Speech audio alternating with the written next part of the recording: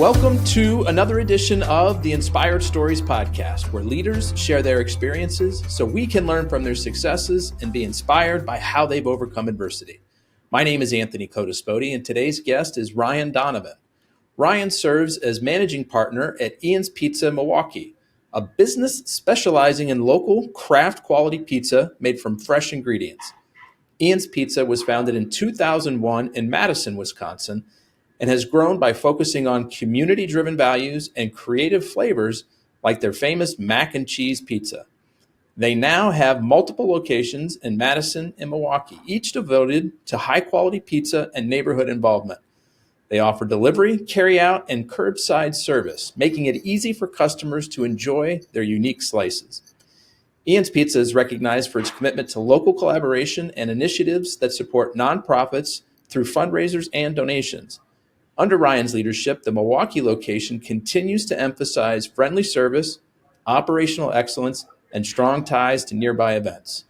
Ryan brings years of experience in restaurant management, helping Ian's Pizza maintain a welcoming atmosphere and consistent quality. He also engages with the community, ensuring customers feel valued both inside and outside the store. Now, before we get into all that good stuff, today's episode is brought to you by my company, Add Back Benefits Agency, where we offer very specific and unique employee benefits that are both great for your team and fiscally optimized for your bottom line. One recent client was able to add over $900 per employee per year in extra cash flow by implementing one of our innovative programs. Results vary for each company, and some organizations may not be eligible. To find out if your company qualifies, contact us today at addbackbenefitsagency.com. All right, back to our guest today, the managing partner at Ian's Pizza, Ryan Donovan. I appreciate you making the time to share your story today. Hey, thanks for having me, Anthony.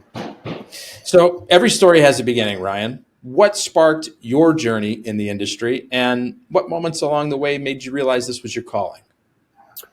Well, I left Fond du Lac, Wisconsin to go to college at University of Wisconsin-Madison in Madison, Wisconsin. In 2003, I began there as a student at Madison. Ian's had a following pretty quickly. Everyone knew about Ian's. It was pretty close to the dorm I lived in.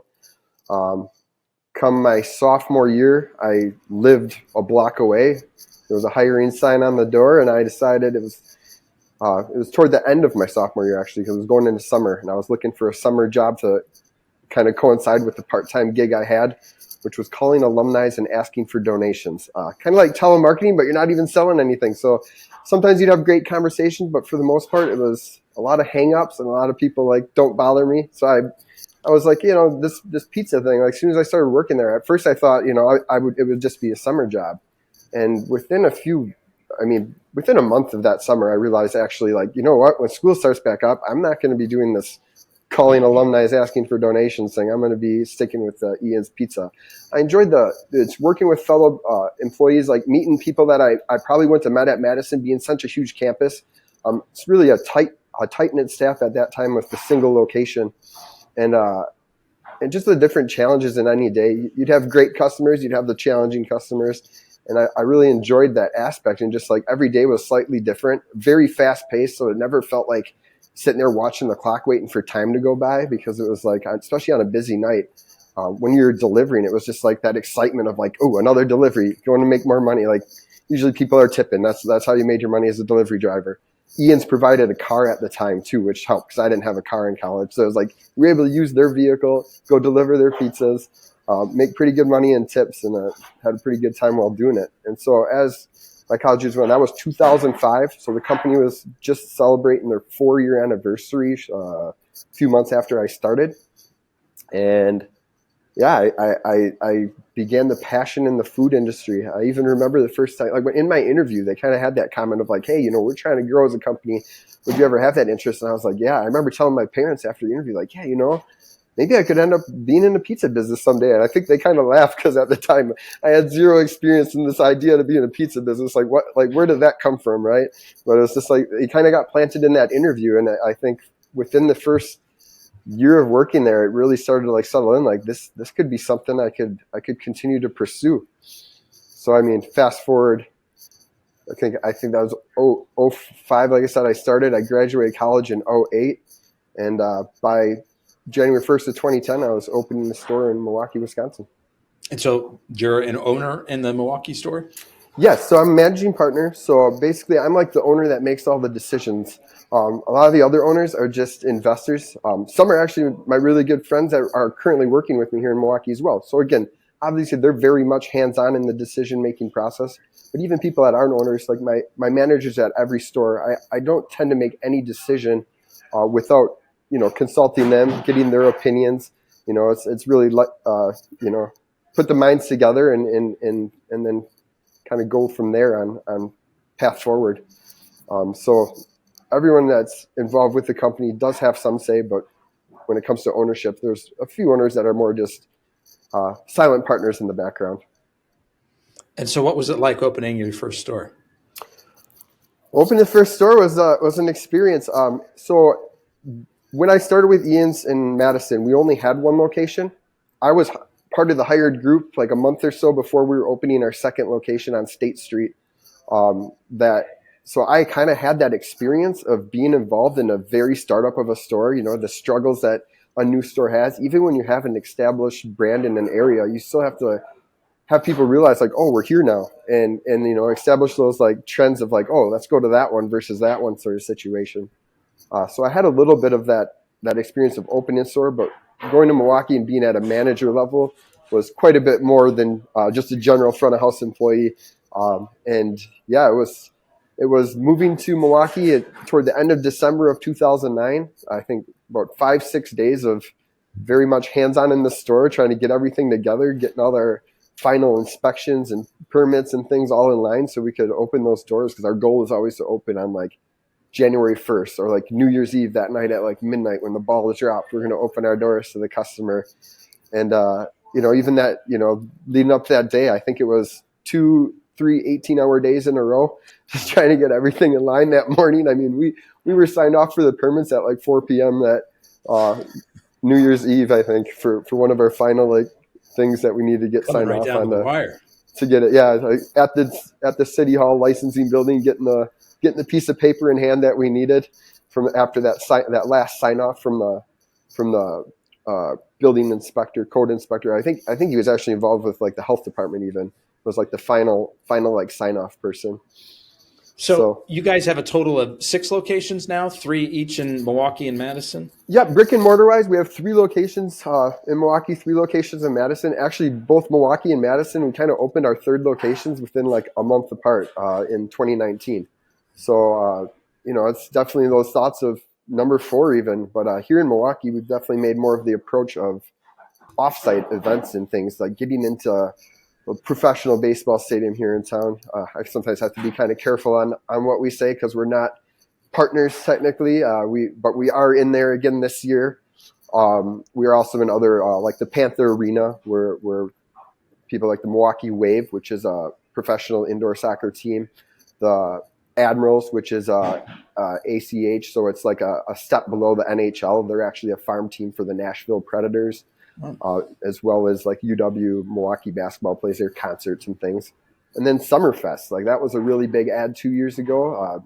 People that aren't from this area might not know Summerfest, but it's actually the world's largest music festival. It used to take place over about 10, 11 days straight. Now they've actually, during COVID, after it came out of COVID and reopened, they changed the format. Instead of being like 11 days straight, they break it up over 3 weekends. So it's a Thursday, Friday, Saturday, 3 weeks in a row. I believe this year it's like the last 2 weekends of June, first weekend of July. And so it's just a massive festival out on the lakefront. There's 5-6 different free stages. So they have all sorts of bands, many famous bands. The headliners usually on nights are bands that are very famous that you've heard of. But then there's always also the amphitheater stage, which is kind of like the upgraded stage. You pay extra to get the amphitheater stage tickets, and that's where they get the current biggest headliners there is. They're currently announcing those. I think the most recent one they announced was the Killers one of the nights. Sting and somebody's performing one of the nights. So it's a big draw. I think That they sounds pretty estimate cool. over 1 million people. Yeah. This is continuing to be a big part of your growth plans, is to look for more of these sort of community events or community locations, the stadiums, the arenas, to do more business in, rather than maybe opening up new physical locations? Yeah, I mean, we had like catering offsite, and we kind of made that push as we got into like doing more of those things, and as we even doing full service weddings, where we bring the people and do everything from bussing tables to serving pizza with our ovens, and so that kind of grew into this and these opportunities. You know, it was like you get into one place, and some of these people that work there end up moving jobs and getting, and that's kind of how we got into the professional baseball stadium here. You know, in the American Family Field. Was just due to a contact we had from working at another venue, and they saw what we can do and saw how well we run things and brought us in there. And so, And are again, you the word using gets the out. kitchens at your 3 locations, or do you have another location that you use for all the catering setup? So when it comes to some of them, like the Summerfest, we have a massive setup there. We're full on production there. Everything we do, everything there from making our dough and sauce and all of it, just to really. It'd be hard for the volume we have to do there not to have that, because the store just have a really hard time making all that dough on top of making what they need. But for an event like at American Family Field, there we do not have the ability to produce the dough, the sauce and stuff. So that requires the store that's closest. I'm actually sitting at it right now. It's in the Story Hill neighborhood of Milwaukee, Wisconsin. Actually, if you would look out the window here in the winter, you can actually see the baseball stadium. And so, yeah, we make this the raw product here and have like the ovens and stuff there to actually cook it. So we get the raw product there into coolers before the series of the home series and or concerts and such, and do it from there. So it kind of depends on the venue. Same with the Panther Arena. That one, we have very little space. We only have enough for our finishing ovens. So for that location, we actually have to make the pizza at, depending on the event, it could be all 3 stores in Milwaukee helping contribute because of the volume of an amount that needs to get there at once. And so we get those pizzas there. We finish them just like we would at the store. So the quality you're getting there is the exact same quality you're getting at the store. It's made by the same cooks with the same standards. So same recipes. Tell us about the food. What's different about the pizza that you guys make, Ryan? Well, when I first became involved with Ian's and Madison, the idea of like New York's pizza by the slice was a pretty novel concept here in Wisconsin. Like you didn't see much of it in a lot of cities you went to. I mean, I think back to my like hometown mall, maybe Sabaros, however you pronounce it, was like, that was like where you saw that. And again, I don't know that their quality was to our level. I think many people would probably agree with that. But for the most part, people didn't understand that. Like walk in, see pizza in the window, like what? Heat it up. And so we kind of like that was kind of the niche that got brought by Ian himself, who started the company, who was the founder of Ian's Pizza. He went to college out in the East Coast. He spent most of his life living in the Massachusetts area, and went to UMass. And again, I think he got his go because he knew this guy that owned this pizza shop spoke Italian, and he was taking Italian in college and just wanted to go in and practice speaking Italian with him. So he'd go and have conversations with the guy and realize like, hey, this is pretty cool what you're doing. Why don't I come help work with you? I get to practice my Italian. I'm super into food, so I get to learn about making pizza. And for him, that's what involved into going out and starting Ian's Pizza in Madison, Wisconsin. So he brought that New York style pizza by the slice idea to Midwest there, and so he brought the New York style idea. He brought the a New York style dough recipe. You know, a lot of people we get coming in from New York, they're always questioning, New York style pizza, like nothing's ever as good as home. And then like every now and then you'll have that person that's like, tell him, the wife's like going to the husband, tell him what you just told me. And he's like, I actually think this is just as good or maybe even better than my home spot. And he's like, it hurts me to admit it. Like they're like blown away. Like, how can a place in Wisconsin do New York style pizza? And I was like, well, you realize most of the cheese that those top places are using come from Wisconsin, right? That's always kind of how I lead into that with those people that are like, how can Wisconsin do it as good as New York? Well, the cheese is a big part of it, and that comes from here in Wisconsin at a lot of the top places in New York. I hear water. The dough's part of it too. What do you guys do with the dough? Is a huge part of it, and a lot of the dough is in the water. And a lot of people in the dough industry will try to say different things, but like it's clearly there is a mineral content that really helps you produce like the best New York style pizza dough. So much so that they make equipment now where wherever you are in the world, you can get New York water or whatever. Like they have different settings you can do if you want water from a different region, and you can set it so it puts that mineral content into your water. And I mean, you can even set the temperature it's going to come out into your bucket that you're going to put in to Is make that the setup that you guys use? Here in Milwaukee, we do not use that setup. Actually, we were lucky enough that have really good water in Milwaukee. I think some of the national polls put us in like some of the top 5 like locally sourced waters you can get in the country. And in Milwaukee, we luckily have, I think, a lot of those same mineral contents that New York has. But in the future, as we look to expand, those are definitely options we are looking into.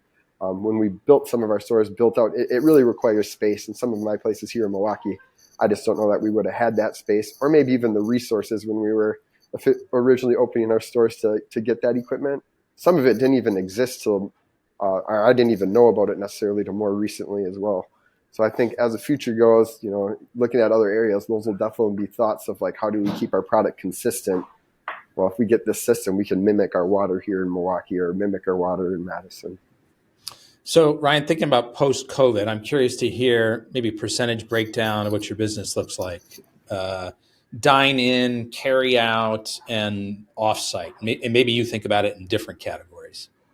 Yeah, we kind of separated offsite almost its own thing in some ways because it just really depends on the time of year. Right now, we're in the slow season when it comes to offsite things. There's all those like events I named that were big parts of.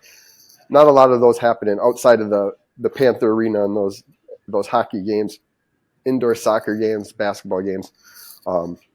There's not the outdoor festivals and things where we go set up and vend. We do quite a few of those in the summer as well, whether it be things like the Pet Walk, which is a fundraiser for the Wisconsin Humane Society, or even every year we're invited to Brew Fest, which is a big beer tasting festival that we get to set up and vend pizza at for all those that are there for their free beer samples. And so those type of events, the park beer gardens and things like that are all non-existent in the winter. So, it's kind of our slower time where we focus on stores. I think delivery in this time of the year tends to be a little higher percentage than it would be in the summer, where the foot traffic like offsets that. It's not that there's more delivery right now. I mean, maybe a little bit some days, but for the most part, it's pretty consistent year round. It's just a matter of when the in-store foot traffic slows down, obviously that shifts the percentages a little bit.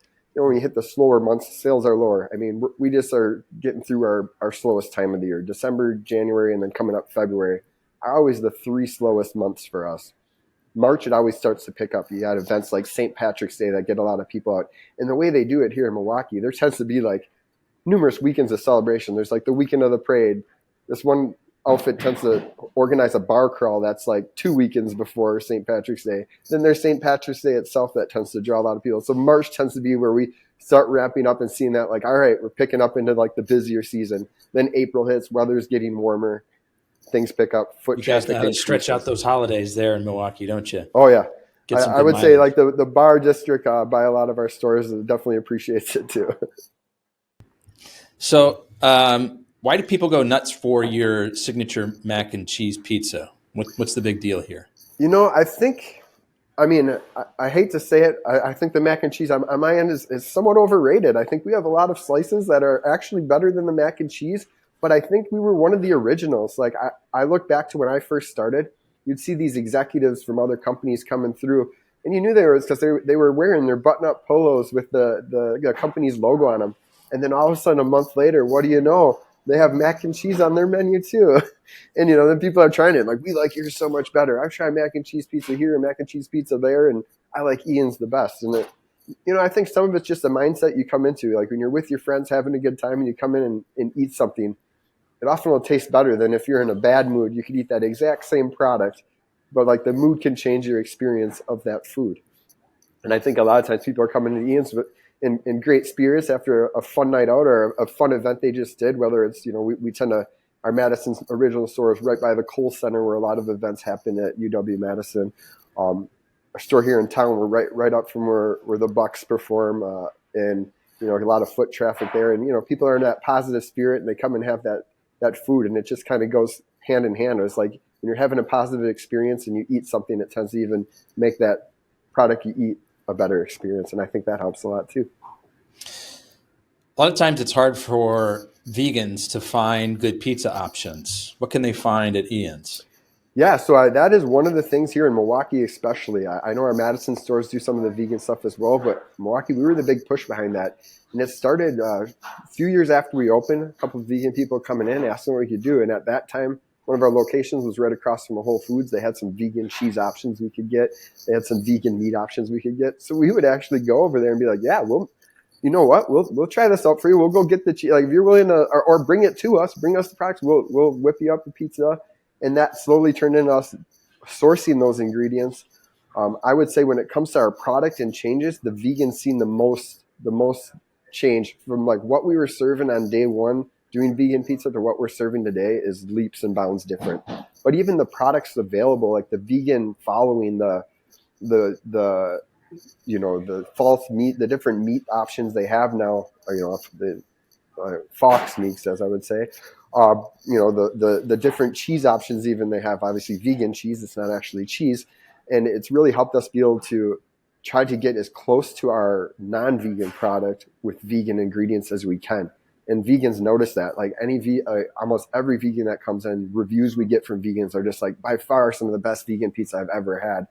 And I would say a lot of that's due to our efforts of trying to improve that product, because the original vegan product we have, most of us that weren't vegans would take a bite and be like, I can't even believe people want to eat this. Like, I mean, the meats and the things just were not, we didn't get it. Like, why wouldn't you just put veggies on there? Why would you put these fake meats on there that aren't even that tasty?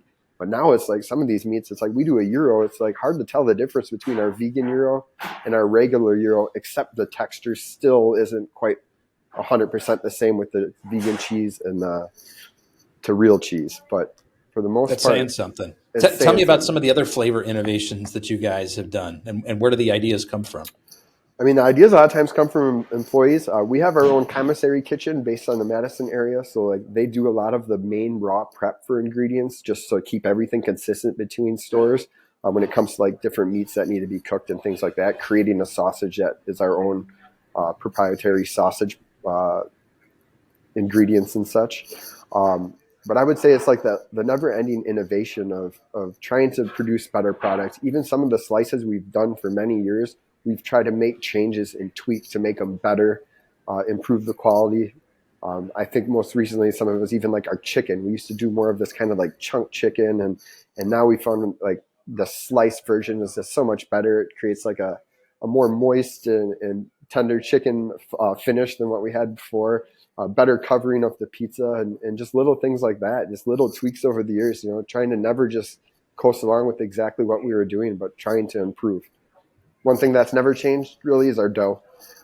We pretty much have a product that I don't think that will ever change. There's no reason to change something that, it's not broke, don't fix it. We get so many compliments on our quality of our product when it comes to dough and our crust.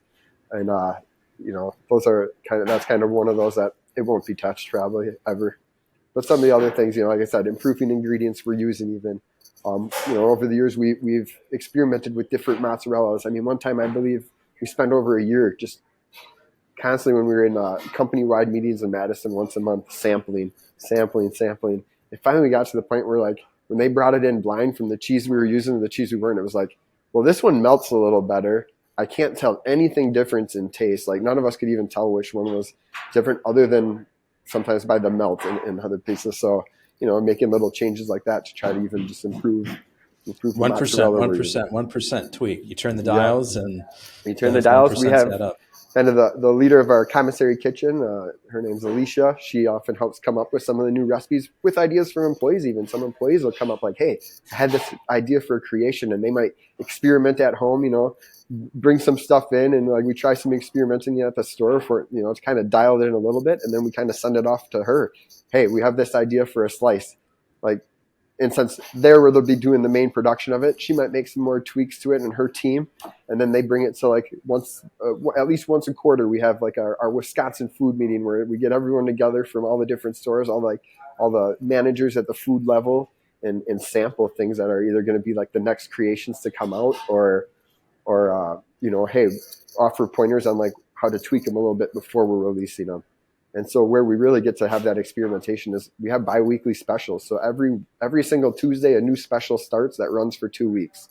So as one special ends, a new one begins, and that will run for 2 weeks. And so that really allows us to kind of push the boundaries of what you think of pizza, and you still get those people like, oh, do you have any normal pizza? Like, yeah, sure. What do you want? We do the basics. We can do anything. We have all the ingredients for that, but we're more known for those out there varieties. One of our big ones that we do all the time is Smokey the Bandit. It's a barbecue chicken, cheddar bacon with our homemade ranch.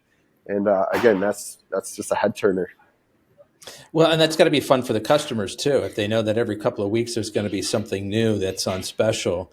Hey, let's go see what Ian's has got on tap today. Like what kind of fun things have they come up with? For sure. And employees. I mean, we eat this. I mean, I still eat pizza 5 days a week.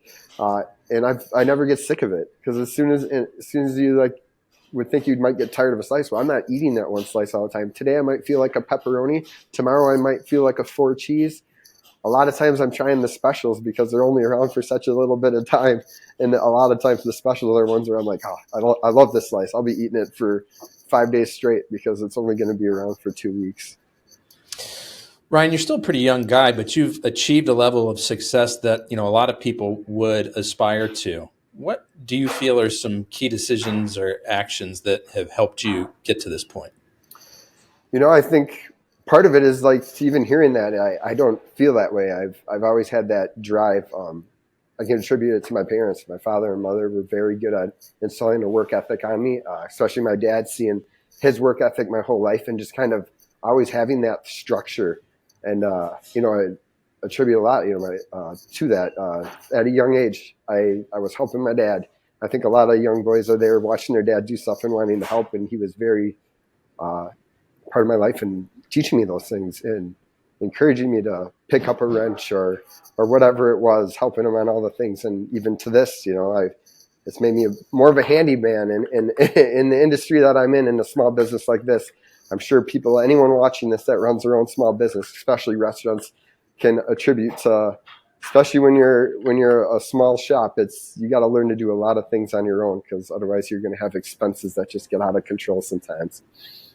And I would say that work ethic and that drive, it just kind of pushed me. And I think in college, I really started to have that thought of, what do I want to do with what do I want to do after this? And I think for a long time, I thought, I'm going to be going from here to law school, and I'm going to go on to become a lawyer. But as I started working at Ian's Pizza, I kind of started to change that. It's like, you know what? I could always go back and go to law school if that's something I want to do. But I love this idea of like trying to go create something, work for myself, along with my friends and family at times. So, Ian, what do you think is the growth strategy that's been most successful for your business?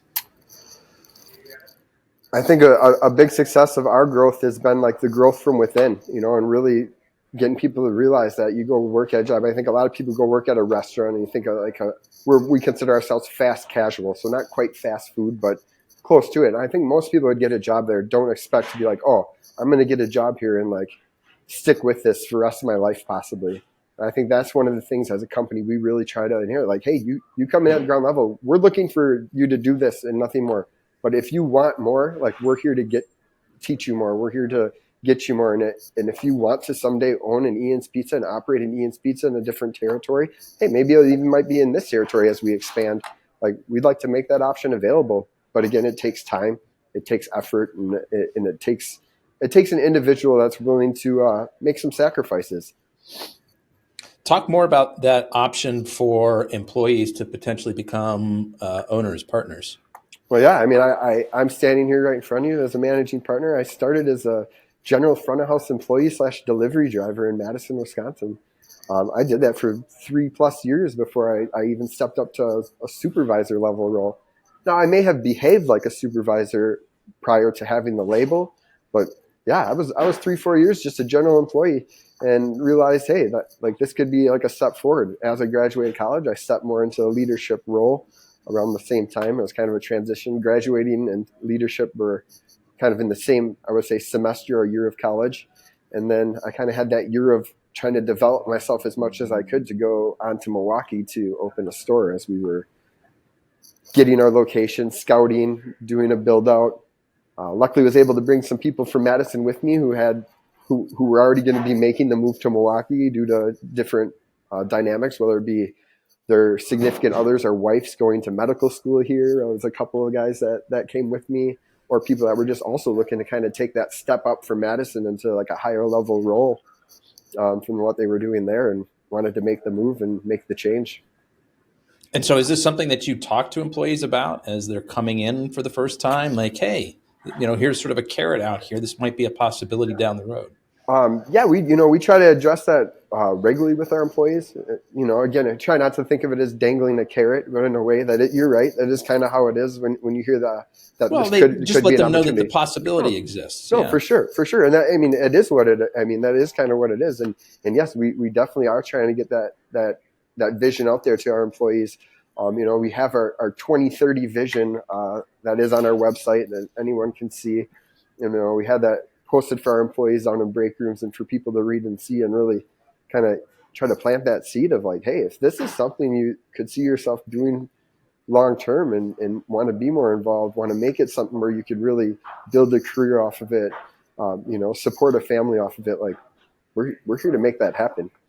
But again, it's not easy. Like that's the one caveat I always got to toss in. Like, it's going to take time, it's going to take work, and it's going to take effort by any individual. And obviously those that come in with more skills from outside and maybe have some more experience in leadership and stuff are able to excel quicker than some of those that have none of that experience. Some people are just young and they don't want to take on that extra responsibility right away. They'd rather get their feet wet at the general level.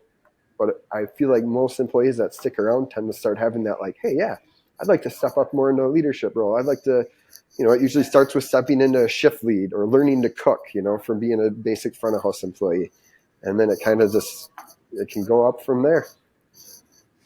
Ryan, what's one tool, software, or framework that has contributed to your success that would be interesting to talk about? I don't know that necessarily there's one single tool.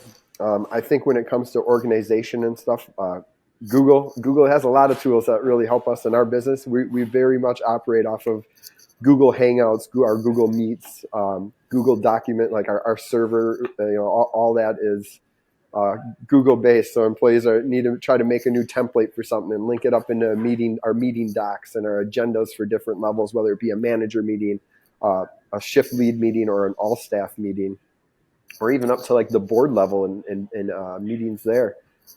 It's all intertwined, and you can have links to these docs here and links to those docs there. I'm not too much of an aficionado when it comes to Excel, but luckily my wife is. She's a CPA accountant, and when I need something, I explain to her what I need a doc to do. She often is the one that helps me, does the groundwork for creating what I need, and I help her make the tweaks of my recommendations. How do I do this, or how do I make it do this?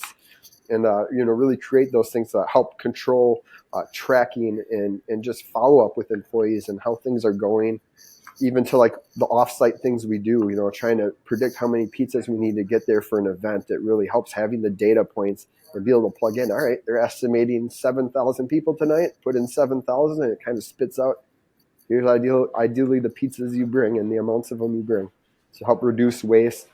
Because again, the last thing you want to do is have waste. Not only is this like a sustainability thing, I hate waste.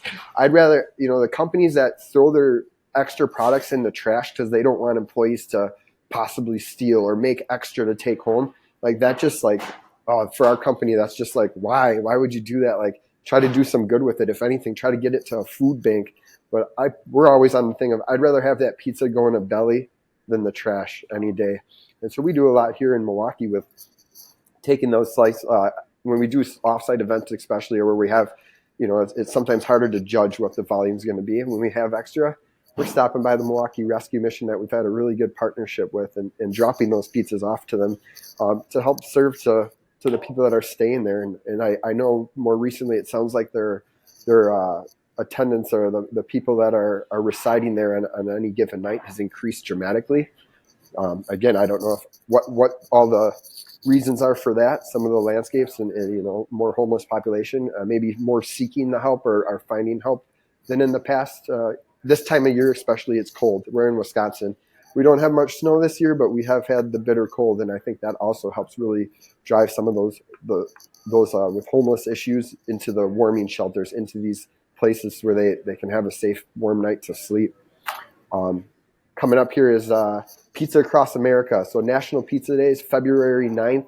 This year it falls on Super Bowl Sunday, so kind of the Pizza Across America group is like that next week. We understand the actual day is probably not the best day with the volume that you already have, but it's the goal of pizza companies across the country signing the pledge to donate at least 10 pizzas to helping feed the hungry or helping feed for a good cause. And so every year they really make this push, and here at Ian's, we're really proud to say we've been part of that now for years. Milwaukee and Madison, every store at least doing that 10 pizzas. This year, each store in Milwaukee is going to be doing 15 to the Milwaukee Rescue Mission to make sure we have enough to feed everybody that's there that dinner that night.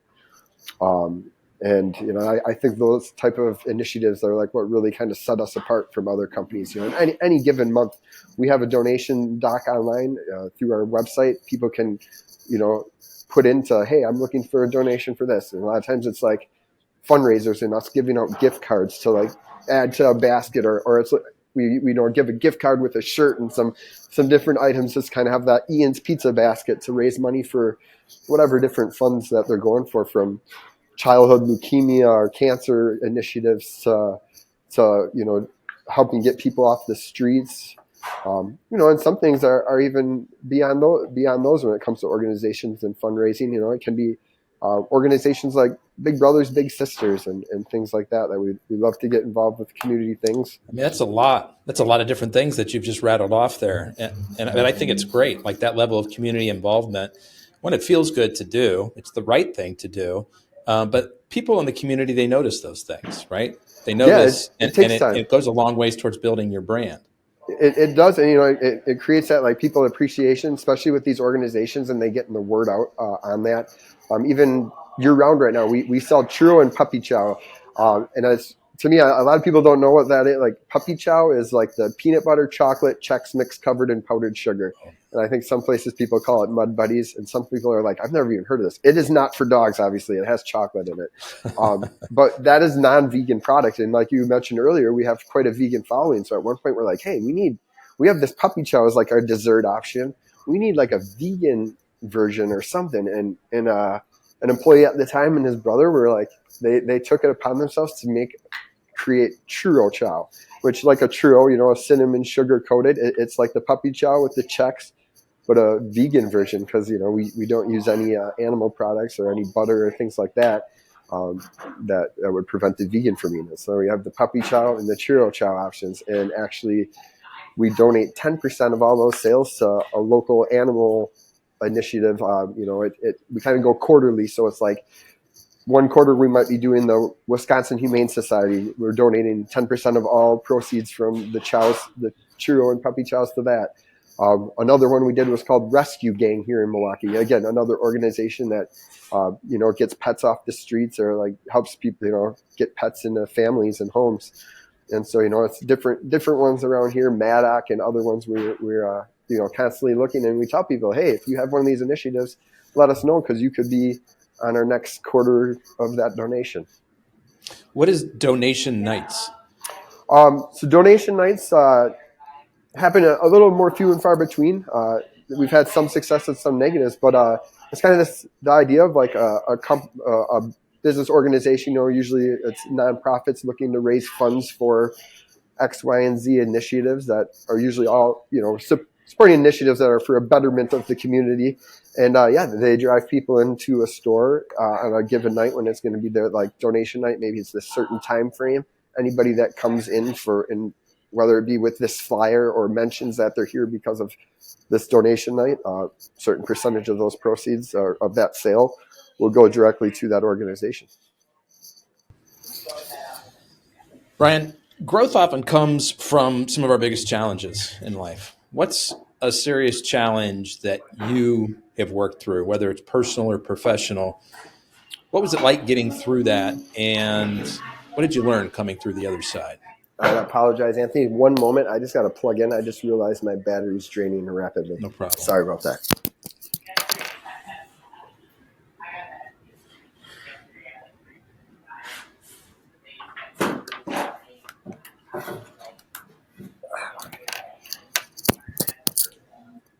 Obviously, running a small business, there's many challenges. You got to wear a lot of. I mean, for me especially, I mentioned, I had learned a lot as a young kid, and that problem solving ability, I think, is one of the most important characteristics of a strong leader in our industry, especially being able to either try to tackle a problem. Today YouTube's a huge help when it comes to basic fixing things that you might not be sure of, or at least looking to see, hey, is this something I'm capable of? But when it comes to like really those challenges, like some of those pressing things, opening a new store really takes a lot out of you. It takes, if you're really concerned about your work-life balance, it's probably not for you, at least in the start. I'm in a position now where it's like that work-life balance is really based on my leadership and setting it up for that success. But there's times where it's not feasible, or you lose people that you're not expecting, and it becomes a grind. Opening a new store, you're always pulling some really strong leaders from another. When some of those leaders leave to go open a new store in a whole nother territory, you'll lose them completely. And it's like starting from scratch, trying to get people to that level as quickly as possible. That can really create some difficult times. For a while, we were really just having trouble with just getting people in the door. I mean, we'd go weeks and weeks and weeks with these huge hiring campaigns and get a couple candidates only. And some of them might not even have quite been the level we needed. And so that really starts to put a drag on you. I mean, attitude, mentality of like, man, this, working 12-hour days, 80+ hour work weeks, one after another, and not really knowing, hey, when is this going to end? You start realizing it affects everything from your attitudes to how you are treating others at times. And I think one of my biggest issues at times have been trying to coach people or train people, but maybe didn't approach it in the right way. Just the wrong words or said it in a wrong tone, and just created a rift that took time to repair. And it was a struggle. I've lost employees in the past due to maybe not handling certain situations the best as a leader. And then it goes from your work to your personal, because it affects your mentality and your attitude outside, and your mental health is, it starts to struggle. And then next thing you know, it's just like this snowball effect of things seem like they're going worse and worse and worse and worse. And you really got to get out of that funk. Some huge struggles I've had is like letting go. Because again, when someone makes a mistake, or you start relying more on others, it's letting go of some of that responsibility in yourself and putting it on others. But if the ball's dropped, it's like, can be catastrophic depending on the situations. You could lose a really big client that orders, they're trying to feed 250 to 500 people once a month, and all of a sudden a mistake there, and you lose that account, or you lose that product, and it's like, that's significant when you add it up over a year. And so it's really just trying to balance that. And as I've grown as a leader, and read books, have other mentors, and talk with other business leaders, and developing, it helps you really like try to create that psyche and that leadership style that works for the industry. Read some of these leadership books, and it's like it doesn't necessarily coincide as well with the pizza industry as like the tech job industry. If you read someone that wrote a book about working in leadership at Apple, it might not have all the same benefits as somebody that might have wrote a leadership book on some restaurant or starting restaurants. And I think those, for me, is the balance of trying to grow my leadership while also trying to keep my new stores and things going at the same time has been a struggle at times. As we continue to grow and get strong people, though, I find myself having more of that time to develop myself, which also allows me to develop my leaders into stronger leaders, versus just trying to catch everything you can and fly by day, just getting through it and making sure we're doing the best we can. And it's like really helps you plan for the future and plan for that growth as you continue to expand. Yeah, thanks for opening up about all that, Ryan. A few things I want to unpack there. One of the first things that you mentioned was, you had these big hiring campaigns before that, for days and weeks didn't bring anybody in the door. I'm curious what things that you have tried and have found have worked to get people in the door. Yeah, at the time, I feel like it was just kind of that, it was really the time was coming out of COVID. I think a lot of people were kind of still fearful to be in the industry we're in. You're around a lot of people constantly. Even during it, the idea that everyone, oh, my life's changed a lot. Well, in our business, it didn't change too much for a lot of us. Sure, we cut down the level of staff we had at times. We had to adapt to different rules and regulations at times. But for the most part, like Ian's Pizza, the business kept going in much the same way it had been operating prior to COVID, whereas a lot of other businesses changed drastically. People were working remotely. I think it created a lot of people looking for more of those jobs that didn't require them to have to be on a site. It's like you could just open your computer from home and do the things, whereas ours, you have to be here. There isn't too much off-site work to be done. I mean, yes, at a leadership level and administratively, there are some things, but not enough to where we're hiring for those. I mean, we had our leaders in those positions to do those things. I think as things changed, and people got more comfortable, it opened up more. But just trying to cast nets everywhere you can, whether it be signage in the store. We have big signs with QR codes that will take you directly to an application. We have table tents. You think of that when you're at those restaurants, those little plastic ones. Actually, I got one sitting in front of me right here I can hold up. Think of things like these to advertise to customers as they come in, potential people that could work for us, And, it's every level. We're not just looking for full-time people. You could be a part-time person that's looking to work one day a week just to stay busy. I think recently, we found some success in some retirees.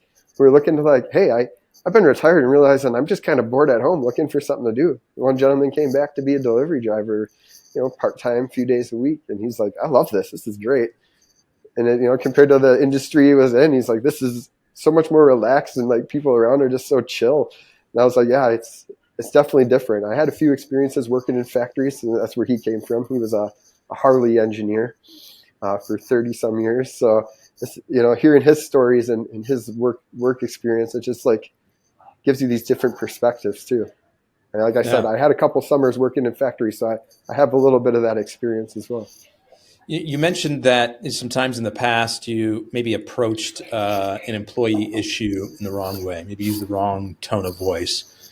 Learning from some of those experiences, can you encapsulate maybe the single biggest change that you've made in the way that you approach employee management? Well, one of the biggest changes I try to make is on certain, like, pick your battles. There are certain things like now might not be the time, and you like have to really like realize like certain things to address, and there's certain time to address them. And I've really tried to pick my battles, and things that in a frustrating moment is never good to try to call somebody out for making a mistake or like you could do this better because they're already frustrated. Anybody that's worked in the restaurant industry, like the term "in the weeds," I would say in the pizza business, in the pizza industry on a Friday night here, especially between 4 and 8 p.m., that's all our kitchens. It's like Saturdays tends to space out a little bit more because I think people, a lot more people have off work and they eat in different regiments. But on a Friday night, it's like a lot of people get done with work at a very similar time and are looking to eat at a very similar time, and it is just organized chaos is often how we describe it. We're a fast-paced environment, trying to pump out as much pizza as we can, breadsticks, salads. And I've even have customers write reviews like, it looked like chaos back there. And I was like, actually, that's exactly how we describe it sometimes. But we try to have it be organized chaos.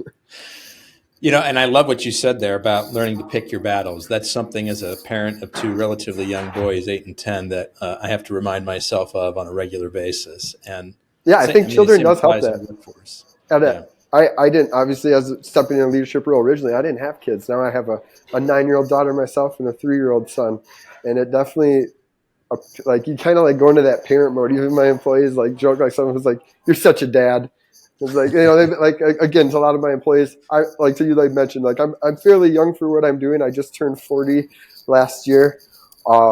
But like to some of my employees, I'm like almost as old as their parents now. And it's like wild when I'm like hiring these like people and they're working with me hand in hand or working with us hand in hand. I realize like a parent comes in and I say hi. It's like, whoa, how old's your parent? Like, oh, they're like my age.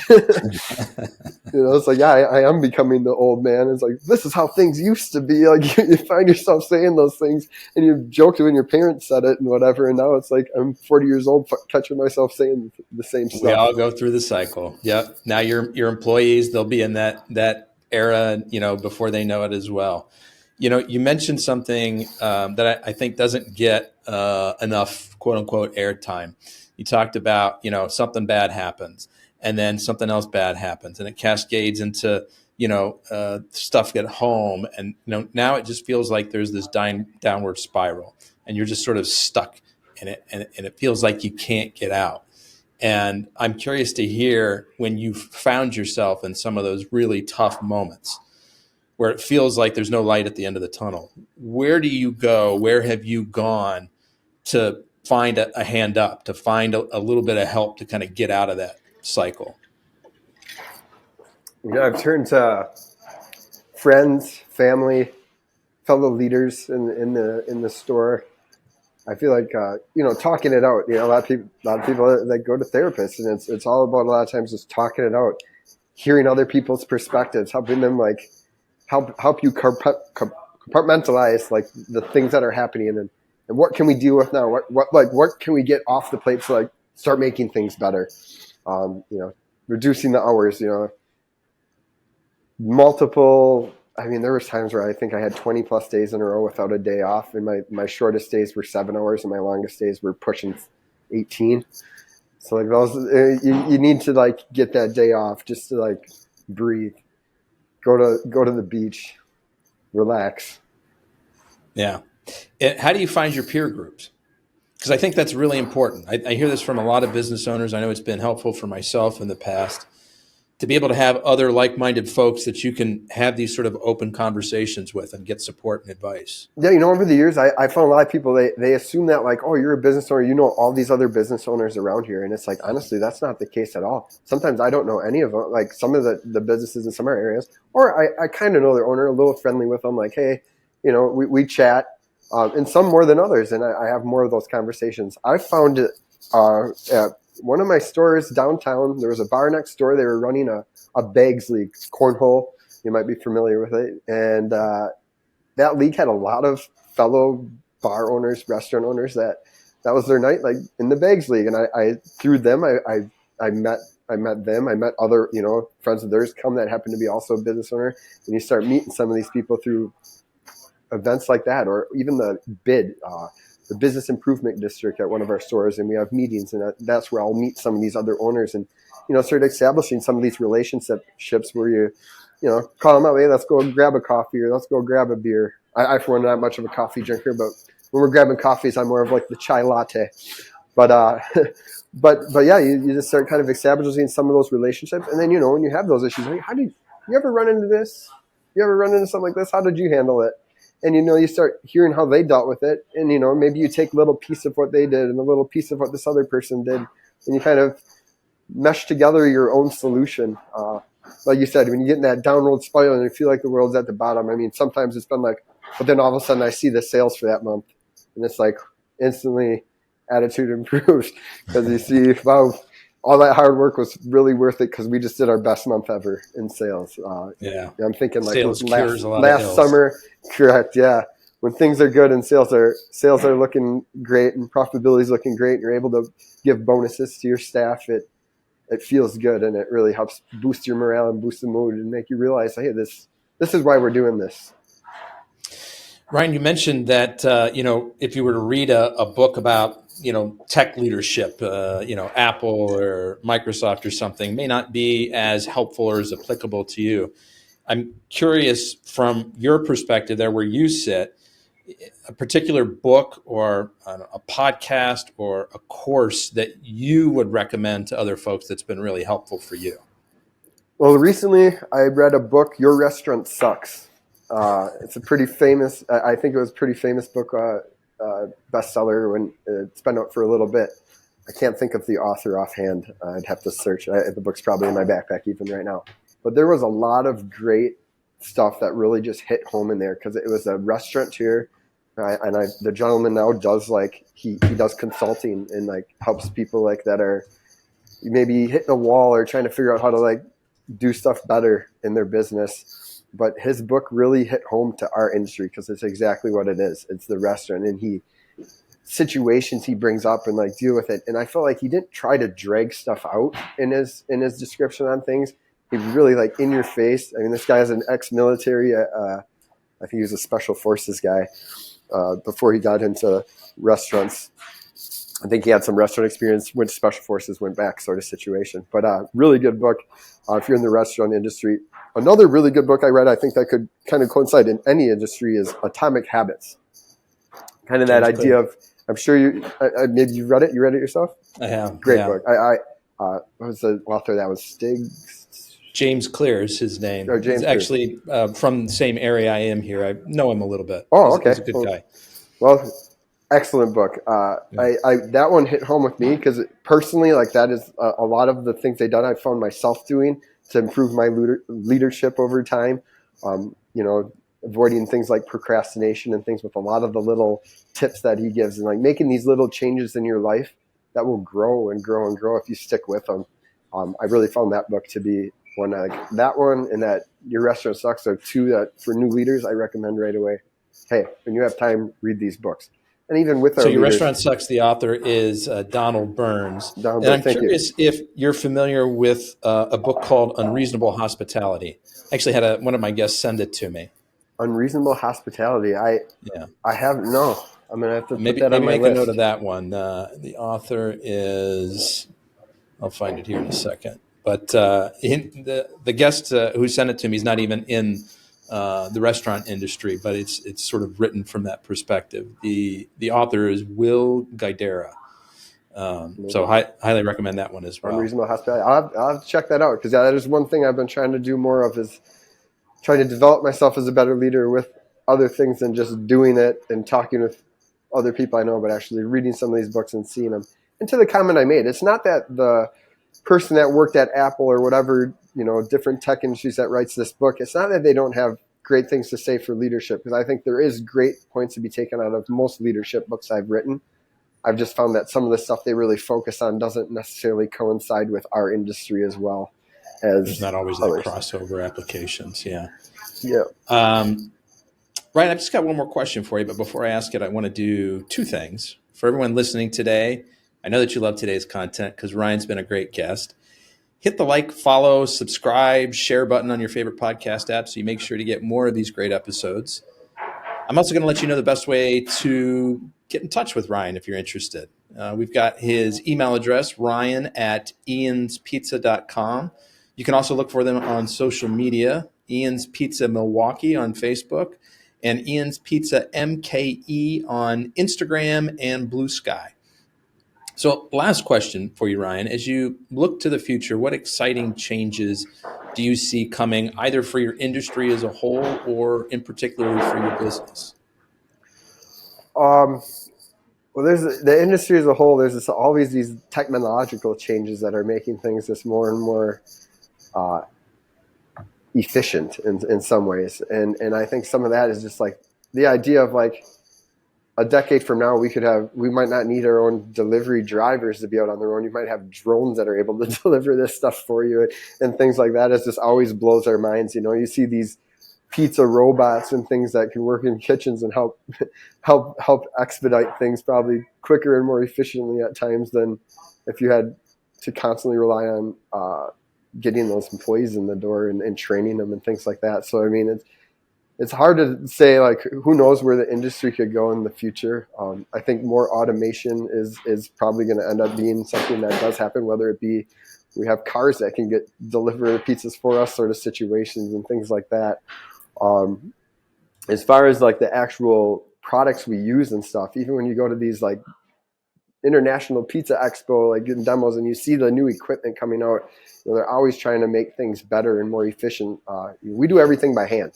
So our cook takes a raw dough ball and stretches it out to put it in the oven. Other industries, they already have people that they have machines and presses and things that are constantly getting better and getting to the point where it's like harder and harder to tell the difference between that hand stretched pizza and that pressed out, machine pressed pizza, where you can do it a lot quicker than somebody could by hand. And so I some of those things though, it's space. And again, some of these pieces of equipment are large, so they might not all necessarily work for our industry. So, I mean, you can kind of see my store I'm in. I mean, it's a pretty small space. Some of these stores are little, and we're working with very tight parameters in kitchens. So again, it really just depends on what's created and would it work for us. even to the things like the machine that will spit you out water that's got the same mineral contents as the ones in New York or whatever region of the world you want to select to have your mineral content be like. Yeah. And, and just in changes in general, I mean, not just the changes in equipment, but we were kind of discussing before we started, just changes in the political landscape and things that are happening. As a company, we're very about inclusivity, not just for our employees, but also for our customers. We want everyone to feel welcome when they come in. And unfortunately, we seem to be in a world right now where it kind of seems to be going the other way in some directions, and it's sad to see. But as a business, we're going to keep doing what we're doing and let people know this is a safe place. Say more about that. Why is that so important to you?